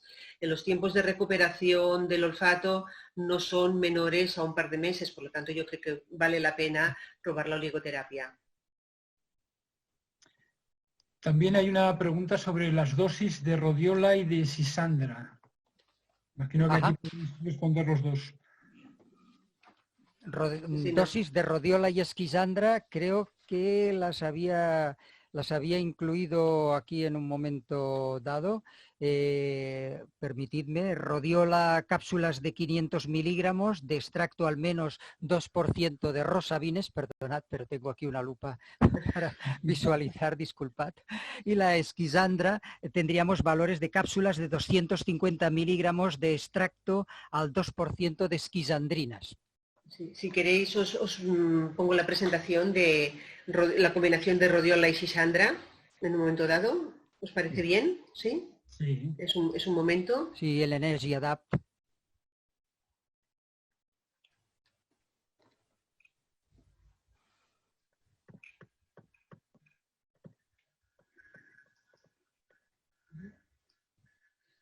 Este es nuestro producto que combina rodiola con sisandra. Además hay vitaminas, además hay baobab, pero sobre todo rodiola y sisandra nos pareció en su momento un producto muy interesante y la razón o la inspiración para crear este producto fue justamente este estudio que hablaba de plantas adaptógenas donde estaban la rodiola y la sisandra y se podía ver que el perfil de la rodiola era un perfil más estimulante, mientras que el perfil de la sisandra era un perfil más protector y sobre todo protector de tejidos y órganos críticos y que en situaciones de estrés pues todavía están mucho más alterados.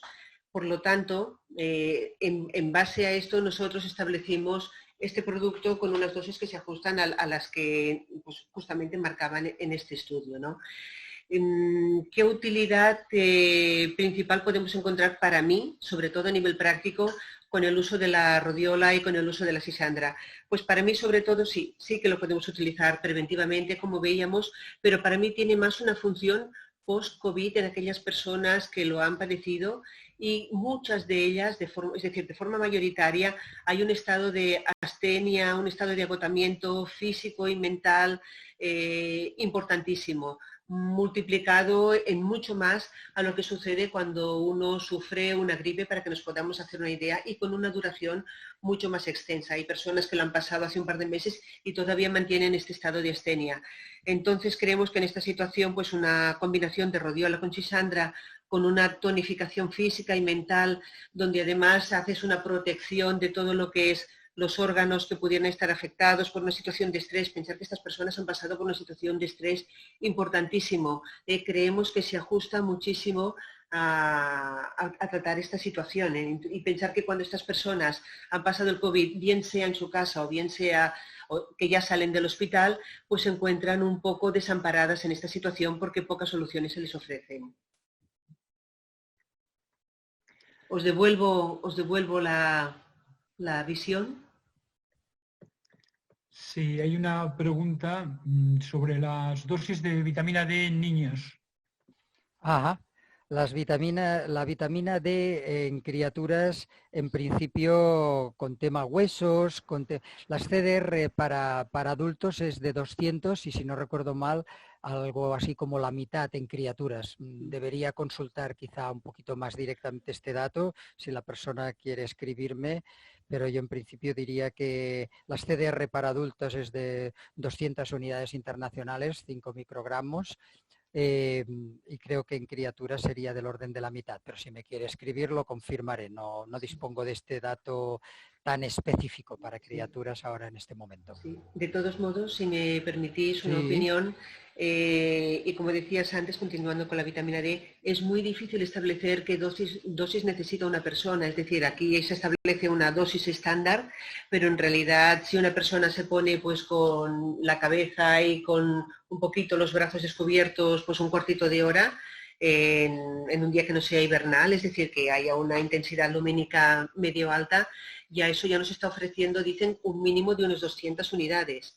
Dicen que si además hicieras un baño de cuerpo entero, estamos hablando de una persona blanca, las personas morenas o que se ponen protectores solares necesitan mayor tiempo de exposición, pero una persona de nuestro medio, pues a lo mejor con cuerpo entero se dice que en 10-15 minutos tú puedes recibir unas 2000 unidades de vitamina D.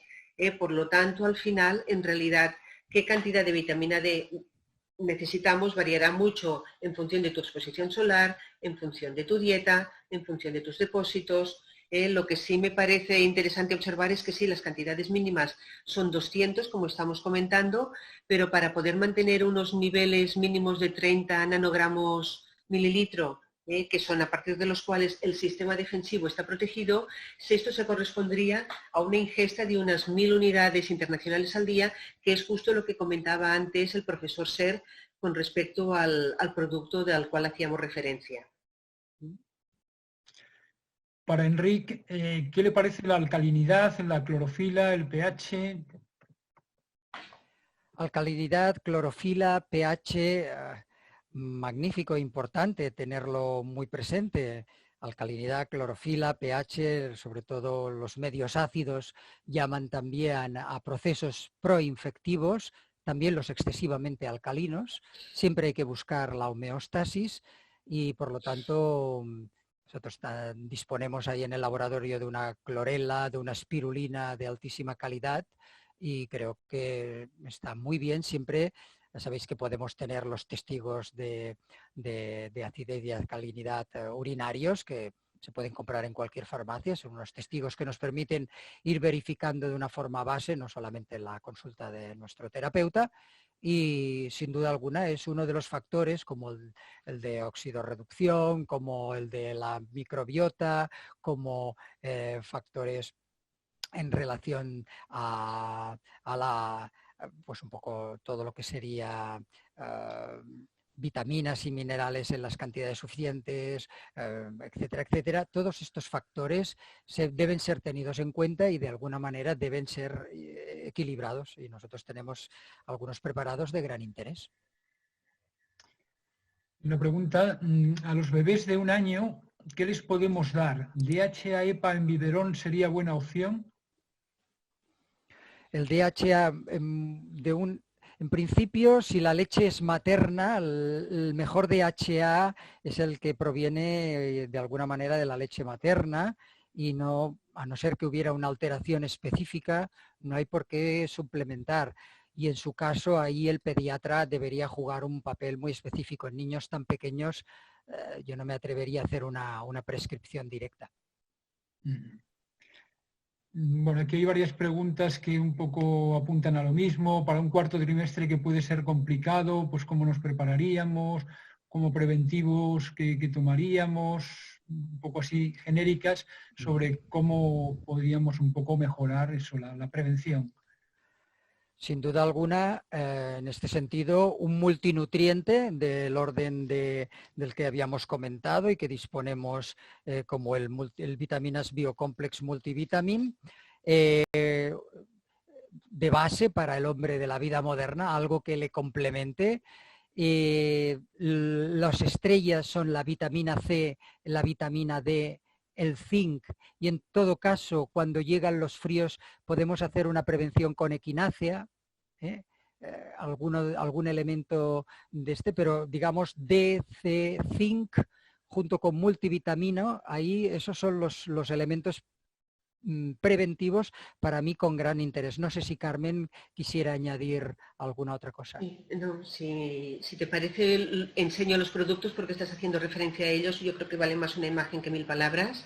Sí, ¿hay alguna pregunta más en el mismo sentido que incluso incluye micoterapia? O sea que... Sí. Sí, perfecto. Ahí lo he descuidado, también la micoterapia también. Carmen, sí. Creo que sería interesante que tomara la palabra. Casi va a ser pronto la última palabra, no porque quiera ser quien tenga la última palabra, sino porque se nos va el tiempo. ¿Vale? Es igual, lo que digan nuestros oidores. No importa. Perfecto. Hemos empezado un poco justo también. Muy bien, muy bien. Perdonad, hay como 21 preguntas en cola. Madre mía, bueno. Que casi que si alguien quiere preguntar algo, que lo haga ahora mismo, que lo añada y cortamos ya... La sección de preguntas, perfecto. Pues si me permitís un momento.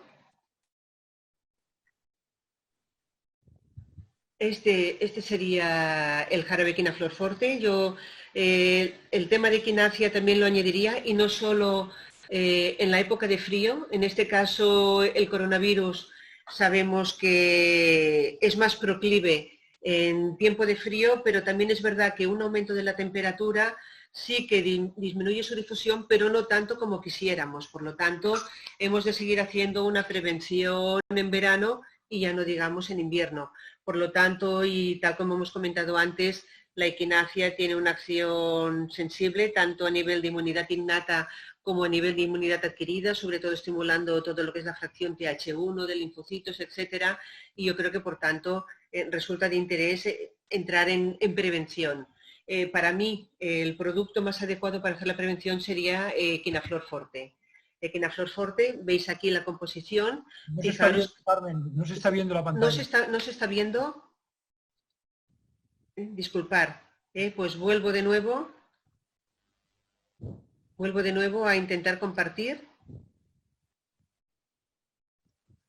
¿Lo veis ahora? Sí, ahora sí. Sí, perfecto. Bueno, al menos no hablaba sola, ¿no? No, te entendí, pero no se veía. Perfecto. Este es el jugo que comentábamos antes.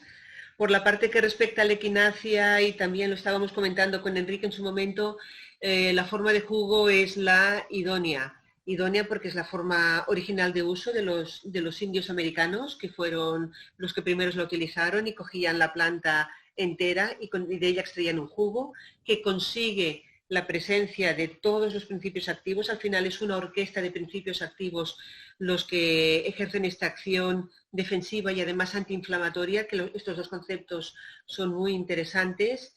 Además, al tomártela en forma líquida, lo que estás es bañando la mucosa y sobre todo la zona de adenoides y de amígdalas, que está llena de células defensivas, y por lo tanto ya estás directamente activando el sistema. Y también hay algunos estudios que comentan que los jugos de equinacia son la forma que menos interacciona con diferentes fármacos. Por lo tanto, cada vez estamos apostando más por las formas de equinacia en jugo. Y en concreto en esta, si miráis el perfil, fijaros que lo que está haciendo es básicamente toda su composición una acción defensiva. Y a este respecto también incluye el reishi. El reishi que comentábamos antes en su momento con la micoterapia, que tiene una acción de aumentar los interferones, es decir, la primera defensa al primer momento de penetración del virus dentro de las células. Ya lo que hacemos es activar el interferón y por lo tanto frenar ya de entrada el desarrollo de ese virus. y para mí tiene también una acción virucida directa. Y luego tiene otro aspecto interesante, el reishi, que es lo que en medicina china denominamos el aumento del yin de riñón, ¿vale? Que eso quiere decir, sí, obviamente, proteger el riñón, pero va mucho más allá. En definitiva, lo que estamos hablando es de proteger la energía, la esencia de la vida, dar calidad, tonificar, ¿no? Y especialmente, sobre todo, si hablamos ya de quienes pasan de 50 o 60 años, que además son las personas que están en mayor riesgo cuando sufren un COVID, pues todas las patologías asociadas a lo que es el desgaste de la edad también se ven mejorados por el reishi. Por lo tanto, en realidad estamos haciendo muchísimas funciones cuando estamos dando equinaflor, que como veis, básicamente tiene un perfil preventivo, pero que también en los primeros momentos de ataque del virus, pues también tienes una acción antitusiva, tienes la acción sudorativa y antitérmica del saúco para unas primeras molestias y, como decíamos, una primera respuesta defensiva al momento, ¿vale? Por lo tanto, a mí me parece que esta es digamos, una opción muy interesante, y lo digo también como en respuesta a Enrique, que decía, no sé si el equinacia, y digo, pues mira, yo soy una enamorada del jugo de equinacia, que por otro lado, antes ha dicho que él lo ha recetado, o sea, sé que también es un enamorado de este producto. Y por otro lado, también aquí tenemos la vitamina C, 1 gramo, fijaros que comentábamos que era interesante las dosis de vitamina C a partir de 1 gramo, entre 1 y 4 gramos, y aquí tenemos una vitamina C, ácido ascórbico completado con escaramujo y extracto de acerola, por lo tanto hay una parte que es ascórbico, pero otra parte que es vitamina C natural, y realmente pues me parece un aporte muy cómodo. Y también, como decíamos antes, la vitamina D, de la cual hemos hablado tanto y no dejaremos de loarla a nivel preventivo y en primeras fases de COVID, aquí la tenéis, ¿vale? Una cápsula nos ofrece, como decía él, 1000 unidades internacionales al día, y esto de forma mantenida nos ayudará a mantener un mínimo de niveles de los 30 nanogramos que comentábamos antes, a partir de los cuales la función inmunitaria comienza a estar regulada. Simplemente al menos para que veamos los productos. Te paso otra pregunta, si me permites, Carmen, comentar ¿Sí? que acabo de encontrar un pequeño artículo respondiendo a la pregunta de vitamina D en niños que dice que hasta 1 año, incluso a veces y en base a analíticas, siempre validando el 21OH colecalciferol, se pueden dar hasta 200 e incluso, según la Sociedad Norteamericana de Pediatría, 400 unidades internacionales. Bueno, simplemente ahí lo dejo porque ya la consulta es sencilla, a veces es simplemente buscar un poquito y que a veces no aparece el dato. Perdón. Sí. También es verdad, y lo comentábamos con Enrique estos días, que respecto a las dosis a dar de vitamina D hay mucha polémica y hay muchos autores que van dando dosis diferentes, ¿no? Entonces nosotros estamos aquí comentando pues un poco el tema de las 1000 para tener al menos unos mínimos seguros en sangre, pero obviamente si una persona viene de un alto déficit, pues necesita unas dosis mayores. En el bien recordatorio, si me permitís, de que el 80 y tantos %, por no decir el 90% de la población somos deficitarios. Hay unos estudios apabullantes, incluso en los países con sol, que estamos por debajo de los 50 nanogramos mililitro, y que esto ha sido el continuo de los estudios de los últimos 10 años. Por lo tanto, ha sido el gran redescubrimiento de la vitamina D, y yo sobre todo como fitoortomolecular y metido un poco en harina con las páginas norteamericanas, allí no le tienen, así como a la vitamina A, sí hay que tenerle y a la vitamina E por el factor también cardíaco y tal, como las liposolubles, la D no hay que tenerle tanto miedo, y la A sí, la A puede ser tóxica directamente. Por eso muchas veces se da en forma de betacarotenos, que es la provitamina que se convertirá en vitamina A con la toma de sol. Y lo que has dicho tú muy bien, Carmen, que hay que tomar el sol, señores, señoras. Y además es apabullante porque muchos estudios demuestran que nuestros niveles de vitamina D están por debajo de los niveles que hay en Suecia, que hay en Escandinavia, teniendo muchísimo más sol, ¿no? Me parece muy triste. Meten más. Exacto. Suplementan, fortifican.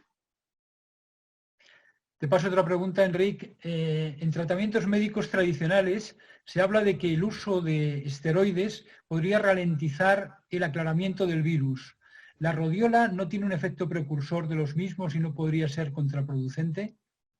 Sí, precisamente por eso comentábamos que la rodiola y la esquisandra en esa fase tercera ya proinflamatoria, y fijaros que la doctora Carmen Perlasie también hacía referencia que es en la recuperación en todo caso, pero no en la tercera fase en la que hay esa tormenta de citoquinas, en la que se pasa de una fase, digamos que primera fase y segunda fase es, digamos, una fase de carga viral, y ahí que podemos hacer peroxidación con altas dosis de vitamina C, pero cuidado si lo haces en la última fase, porque entonces lo que estás llamando es a mayor proinflamación. Son esas dos partes que actúan como dos cuñas, como hemos visto en el dibujo, y por eso es tan complejo el tratamiento. Pero sin embargo, el problema que han tenido en las UCIs es que cuando les decían, espérese hasta que se ahogue, y entonces viene y ya le ingresaremos, pero es que cuando llegaban ya no estaban a tiempo. Entonces es lo que estaba ocurriendo. Pero la rodiola y la esquisandra como adaptógenos vendría mejor en el campo de lo que va a ser también, y lo digo también para los compañeros y compañeras que están en mostrador, en tienda y terapeutas, los secuelados.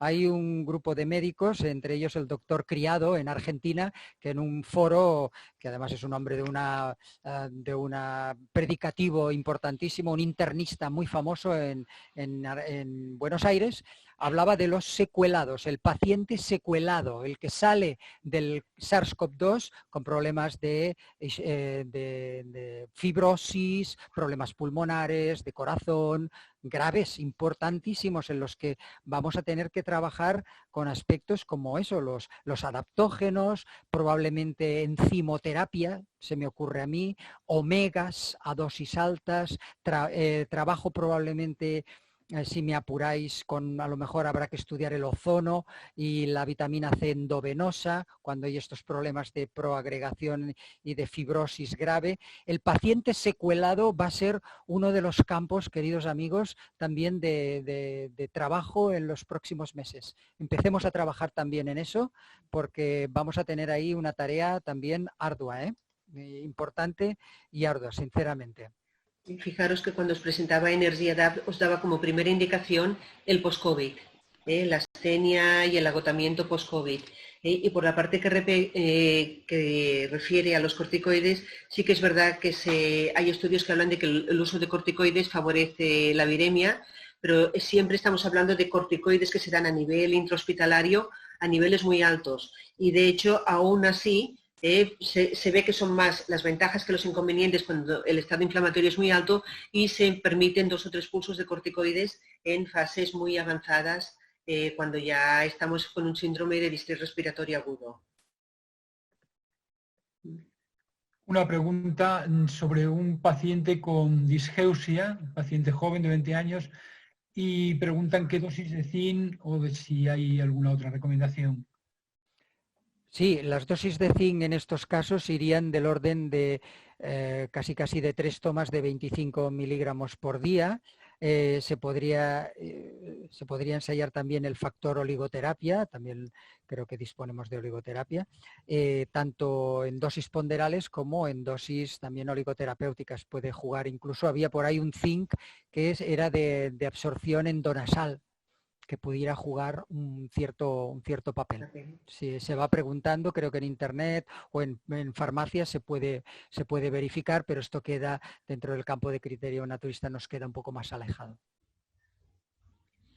Bueno, en general ya están prácticamente todas respondidas, muchas siguen haciendo mención a la artemisia, alguna al dióxido de cloro, por si quieres hacer algún tipo de comentario. La hidroxicloroquina quiso ser bandeada y últimamente ha sido restablecida su valor, al menos a nivel de investigación, incluso por Lancet.